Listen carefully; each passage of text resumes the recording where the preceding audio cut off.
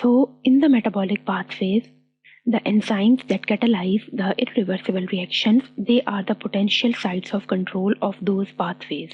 In case of glycolysis, the step that is regulated by phosphofructokinase enzyme is an irreversible reaction and is responsible for the regulation of glycolysis. This enzyme is also subject to the complex allosteric regulation.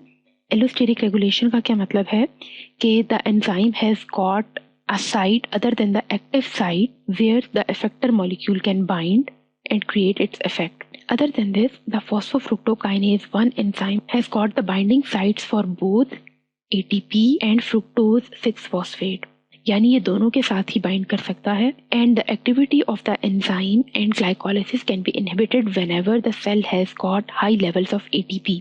यानी अगर cell के अंदर levels of ATP increase कर जाएंगे तो phosphofructokinase enzyme की activity stop हो जाएगी, और अगर इस एंजाइम की एक्टिविटी स्टॉप हो गई तो then glycolysis will not proceed, and in this way the cells can increase the rate of glycolysis or they can decrease the rate of glycolysis according to the energy requirements of the cell.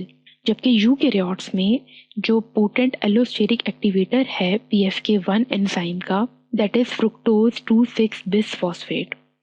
And fructose 2,6-bisphosphate is a compound which should not be confused with the fructose 1,6-bisphosphate. That is the product of PFK1. And within a biological system, there is another activator of PFK1 enzyme which is ribulose 5-phosphate. So the next step is the cleavage or the breakage of fructose 1,6-bisphosphate into two molecules of 3-carbon trioses, meaning 6-carbon compound fructose 1,6-bisphosphate से दो smaller molecules बनेंगे and each of them will have 3 carbon atoms. That's why they are known as trioses. So there will be the formation of two different trioses. One is glyceraldehyde 3-phosphate, which is aldose, meaning it has got aldehyde group. You can see here it has got CHO group. And the other one is dihydroxyacetone phosphate, which is a ketose having a ketone group. The reaction is catalyzed by the enzyme known as fructose 1,6-bisphosphate aldolase, or in short aldolase enzyme, and is reversible in nature.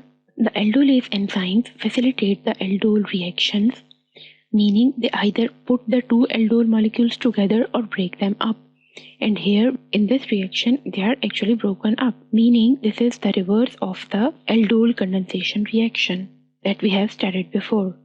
So before going into the details of this reaction, we have to know that there are two classes of aldolase enzymes. The class 1 of aldolases is found in the animals and plants, and it forms the Schiff-base intermediate. Whereas the class 2 enzymes are found in fungi and bacteria, and these aldolases do not form the Schiff-base intermediate. Now you have to know what is a Schiff-base intermediate.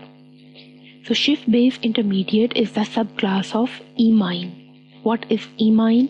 Imine is the functional group or the chemical compound which contains carbon to nitrogen double bond, which means it is a modified form of carbonyl. So Schiff-base intermediate is formed during the biological reaction, and Schiff-base is the subclass of imines. If it will be formed by the ketone, it will be known as secondary ketamine, and if it will be formed from the aldehydes, it is named as aldimine. And you can see that their structure can be like this, that carbon is double bonded to nitrogen, and it has got an R functional group and R prime functional group. And here R prime functional group, it is not a hydrogen. So let's look at the reaction which is carried out by the fructose bisphosphate aldolase enzyme. This is a class 1 aldolase reaction. The first step is to break up this ring, and this takes place by the attack of tyrosine residue of the enzyme, leading to the formation of a carb anion, which is not shown here.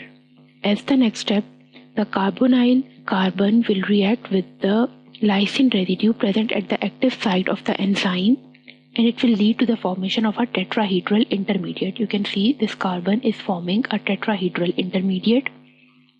and here the transfer of the proton will take place in few steps. So B here represents the amino acid residue that serves as a base. It grabs this proton, promotes the delocalization of the electrons, leads to the formation of the double bond between carbon and nitrogen, thus forming a Schiff base.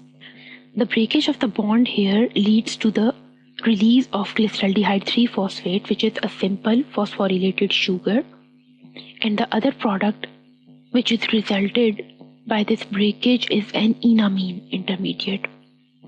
So you can see that in the enamine intermediate there is a formation of double bond between two carbon atoms, and in this intermediate structure the lone pair of electrons of nitrogen is shifted towards the carbon atom, and the double bond grabs the hydrogen attached to the tyrosine residue of the enzyme, and here is the reformation of a Schiff base.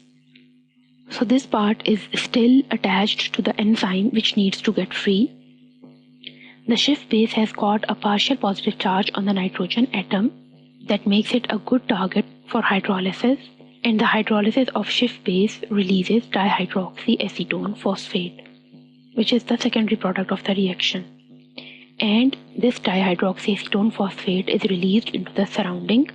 On the other hand, the lysine residue of the enzyme undergoes the proton exchange and gets ready for the next reaction. And now you have to revise that what are secondary amines and enamines. So amine is a derivative of ammonia where nitrogen atom carries a lone pair of electron.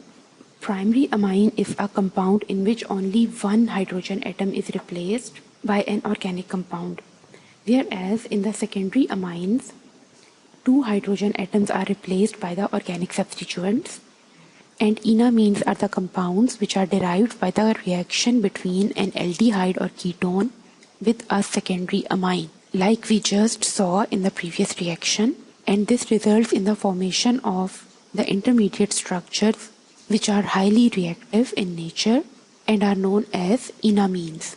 And this brings us to the end of present lecture.